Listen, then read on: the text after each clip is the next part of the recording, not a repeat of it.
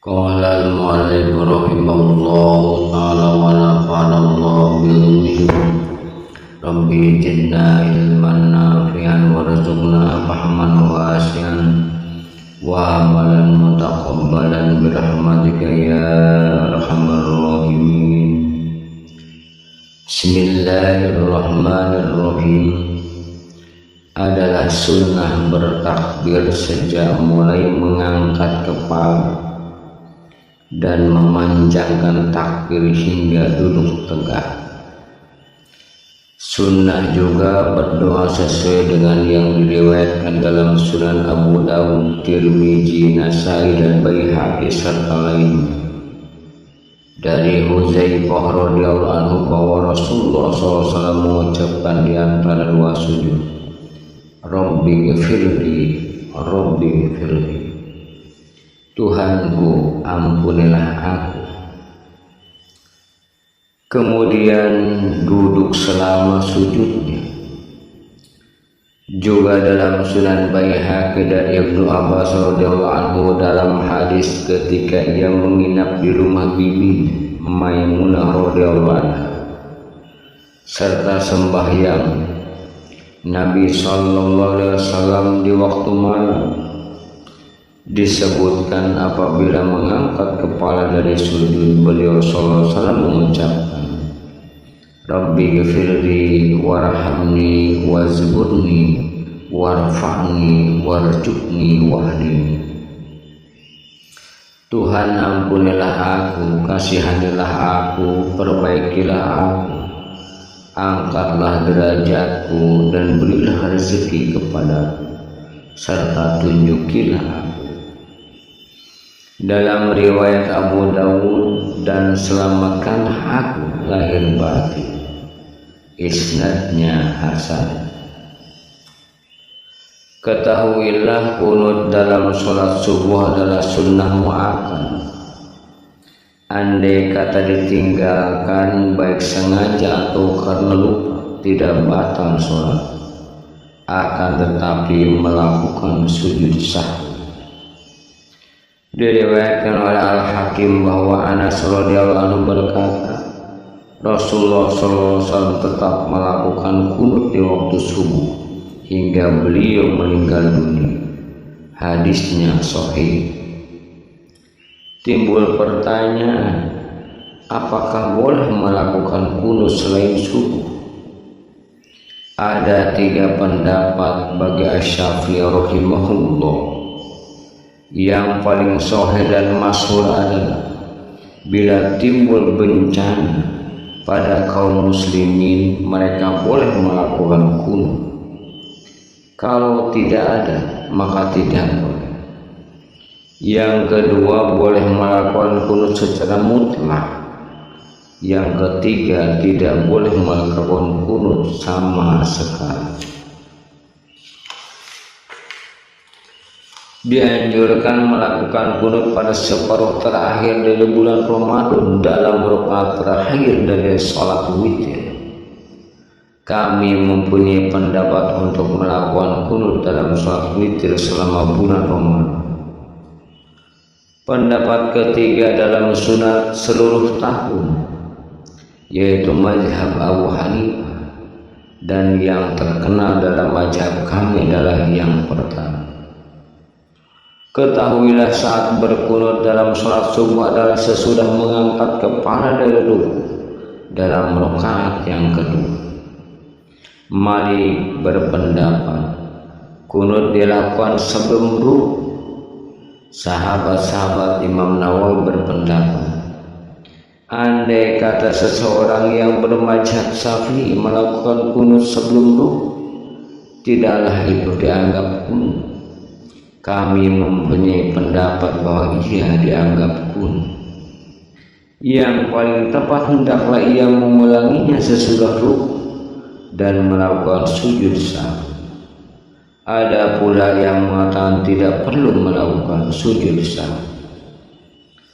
Adapun lafaznya, maka yang terpilih adalah mengucapkan seperti yang diriwayatkan dalam hadis sahih dan dalam Sunan Abu Dawud. Tirmizi, Nasai, Ibnu Majah dan Baihaqi serta lain dengan isnad sahih dari Hasan bin Ali radhiyallahu anhu. Rasulullah SAW mengajari aku kata-kata yang kuucapkan dalam salat witir. Allahumma hdini fi man hadait wa afini fi man afait wa tawallani fi man tawallait wa barik li fi ma a'tait wa qini syarra ma qadait fa inna taqdi wa la yuqda alayk wa innahu la yazillu man walait tabarakta rabbana wa ta'ala.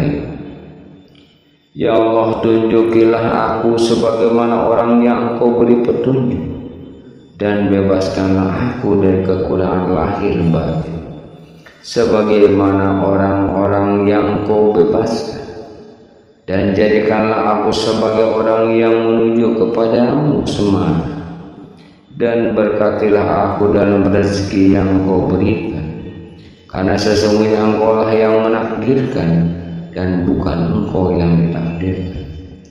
Tidaklah hina orang yang mencintaimu, maka suci Engkau, maha suci Engkau Tuhan kami dan maha tinggi.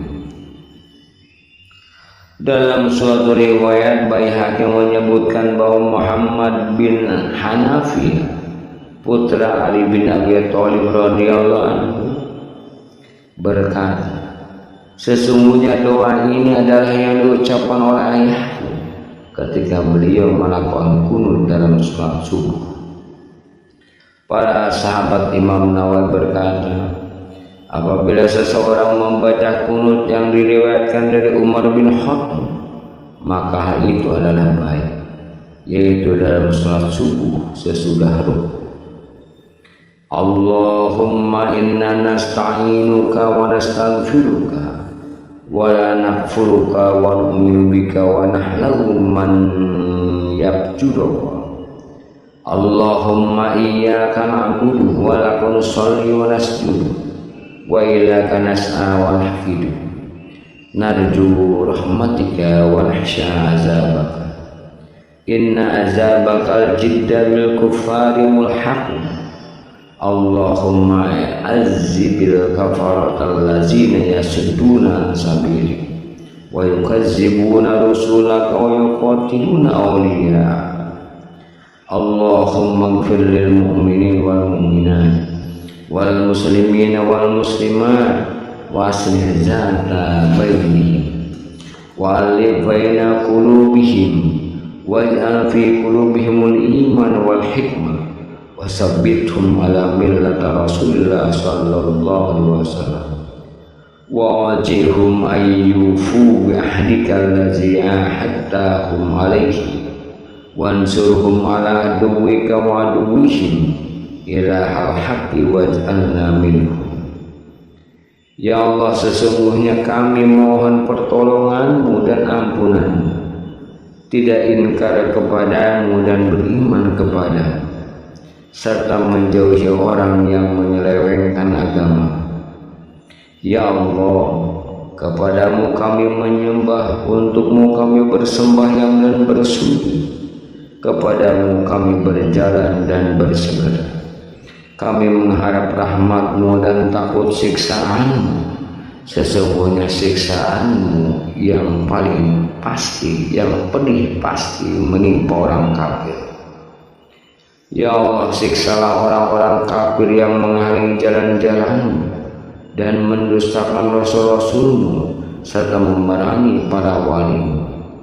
Ya Allah, ampunilah orang-orang mukminin dan mukminat, muslimin dan muslimat, perbaikanlah keadaan mereka dan luluhkanlah hati mereka, masukkan iman dan hikmah dalam hati mereka, dan tetapkanlah mereka di atas agama Rasulullah SAW. Setelah ilhamkanlah kepada mereka untuk memenuhi janjimu yang kau berikan kepada mereka. Tolonglah mereka terhadap musuhmu dan musuh mereka, wahai Tuhan kebenaran, jadikanlah kami dari golongan mereka. Dianjurkan menggabungkan antara kunut Umar dan kunut yang pertama, yang lebih tepat mengakhirkan kunut Umar. Apabila menyingkat, hendaklah membaca yang pertama.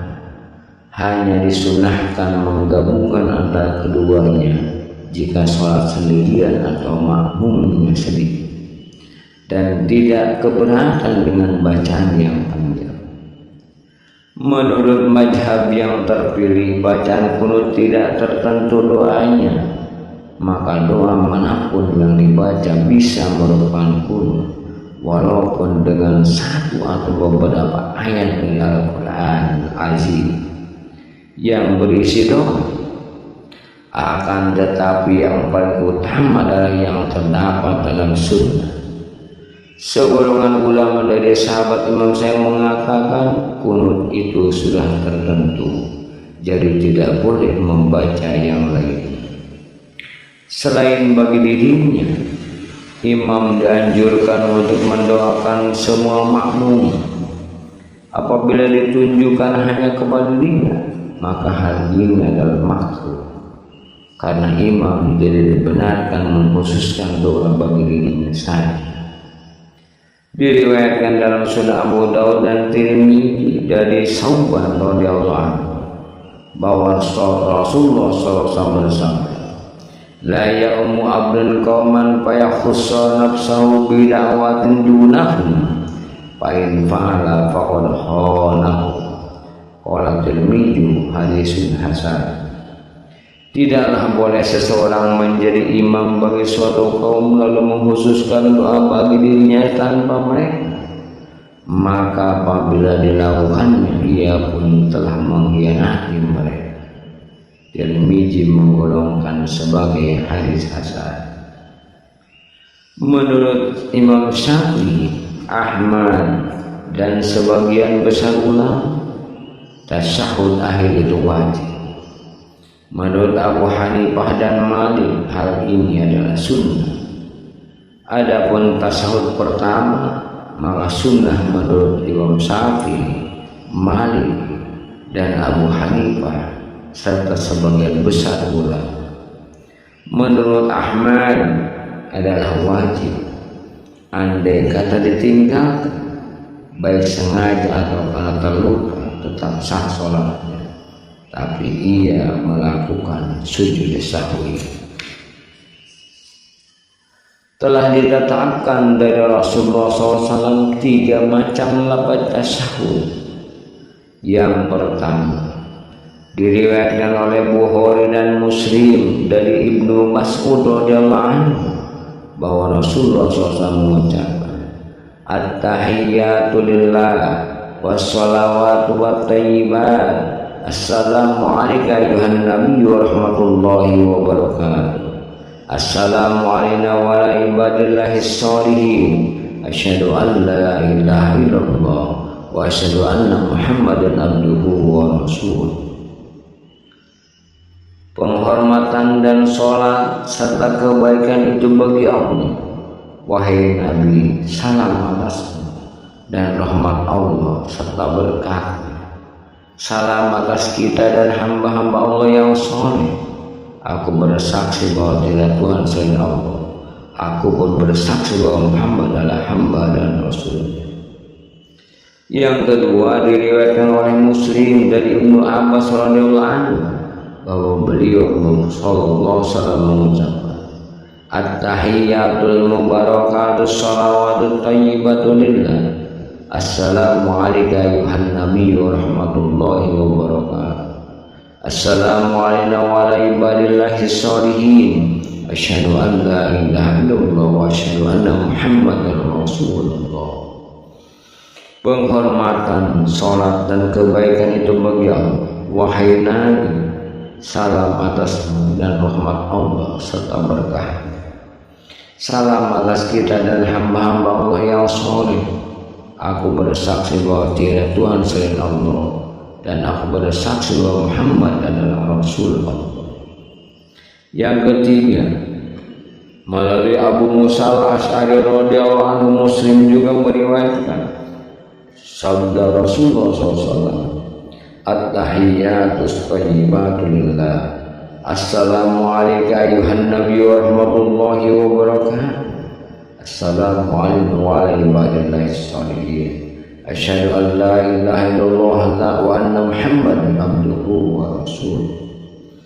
Penghormatan, kebaikan dan salat bagi Allah. Wahai Nabi, salam atasmu dan rahmat Allah serta berkah. Salam atas kita dan hamba-hamba Allah yang saleh. Aku bersaksi bahwa tiada Tuhan selain Allah. Aku pun bersaksi bahwa Muhammad adalah hamba dan Rasul.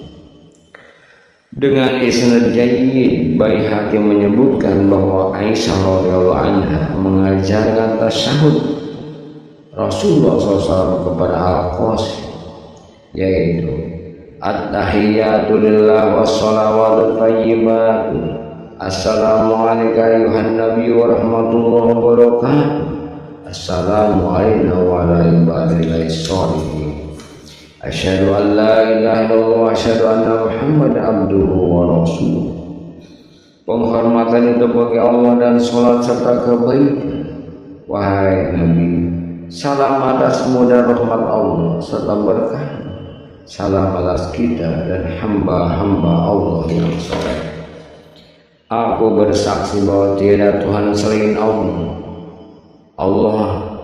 Aku pun bersaksi bahwa Muhammad adalah hamba dan Rasul. Dengan isnad sahih, Imam Malik dan Baihaqi menyebutkan bahwa Abdurrahman bin Umar Al-Qari mendengar Umar bin Khattab mengajarkan tasawuf kepada orang-orang dari atas mimbar dengan mengucapkan at-tahiyyatu lillah, az-zakiyatu lillah, at-thayyibatus salawatu lillah. Assalamu alayka ayuhan nabi wa rahmatullahi wa barakatuh. Assalamu alayna wa ala ibadillahi sholihin. Asyhadu an la ilaha illallah wa asyhadu anna muhammadan abduhu wa rasuluh. Penghormatan itu bagi Allah, kesucian itu bagi Allah, kebaikan dan salat itu baginya. Wahai Nabi, salam atasmu dan rahmat Allah serta berkah. Salam atas kita dan hamba-hamba Allah yang saleh. Aku bersaksi bahwa tiada Tuhan selain Allah. Aku juga bersaksi bahwa Muhammad adalah hamba dan Rasul. Dengan isnad sahih, Imam Malik, Baihaqi dan lainnya menyebutkan bahwa Aisyah mengucapkan dalam tasyahud at-tahiyyatu thayyibatus salawatu zakiyatu lillah. Asyhadu an la ilaha illallah wa anna muhammadan abduhu wa rasuluh. Assalamu alayka ayuhan nabi wa rahmatullahi wa barakatuh. Assalamu alayna wa ala ibadillahi sholihin. Penghormatan, kebaikan, salat dan kesucian itu bagi Allah. Aku bersaksi bahwa tiada Tuhan selain Allah dan Muhammad adalah hamba dan Rasul. Salam atasmu hai Nabi dan rahmat Allah serta berkahnya. Salam atas kita dan hamba-hamba Allah yang saleh. Dalam suatu riwayat, Aisyah juga mengucapkan at-tahiyyatu shalawatu thayyibatu zakiyatu lillah. Asyhadu an la ilaha illallah wahdahu la syarika wa anna muhammadan abduhu wa rasuluh. Assalamu alayka ayuhan nabi wa rahmatullahi wa barakatuh. Assalamu alayna wa ala ibadillahi sholihin. Penghormatan, salat, kebaikan dan kesucian itu bagi Allah. Aku bersaksi bahwa tiada Tuhan selain Allah yang tidak sekutu bagi. Aku juga bersaksi bahwa Muhammad adalah hamba dan Rasul. Wahai Nabi, salam atas dan rahmat Allah serta berkah. Salam atas kita dan hamba-hamba Allah yang saleh. Juga dengan isnad sahih, Imam Malik dan Baihaqi meriwayatkan bahwa Ibnu Umar mengucapkan Bismillahirrahmanirrahim, tahiyyatu lillahi salawatu lillah, az-zakiyatu lillah. Assalamu ala nabi wa rahmatullahi wa barakatuh. Assalamu alayna wa ala ibadillahi sholihin. Syahidtu alla ilaha illallah, syahidtu anna Muhammadan Rasulullah. dengan nama Allah. Penghormatan itu bagi Allah, salat itu bagi Allah, kesucian itu bagi Allah. Salam atas Nabi dan rahmat Allah serta berkah. Salam atas kita dan hamba-hamba Allah yang soleh. Aku bersaksi bahwa tiada Tuhan selain Allah. Aku juga bersaksi bahwa Muhammad adalah Rasul. Inilah macam-macam tasawuf. Imam Syafi'i dan ulama lainnya berkata, boleh bertasawuf dengan salah satu yang tersebut. Namun yang paling utama adalah hadis Ibnu Abbas radhiyallahu anhu. Karena adanya tambahan lafaz al-mubarakah ditambahkan karena suruhannya mengandung keluasan dan pilihan, maka berbedalah lafaz-lafaz para rawi. Termasuk sunnah dalam tasawuf adalah membacanya secara pelan, karena telah terdapat ijma kaum muslimin mengenai hal itu.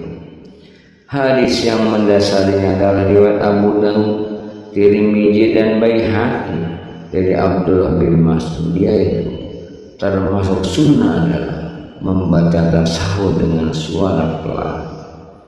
Tirmidzi menggolongkan sebagai hadis hasan, namun Al-Hakim menyatakan sebagai hadis sahih. Inilah mazhab yang sahih dan terbaik yang dipegangi oleh sebagian besar ulama dan fuqaha, perawi hadis, ahli usul dan mutakallimin rahimahumullah. Andai kata dikeraskan suaranya, maka dihukumi makruh dan tidak batal salat, serta tidak perlu melakukan sujud sahwi. Wallahu a'lam bishawab.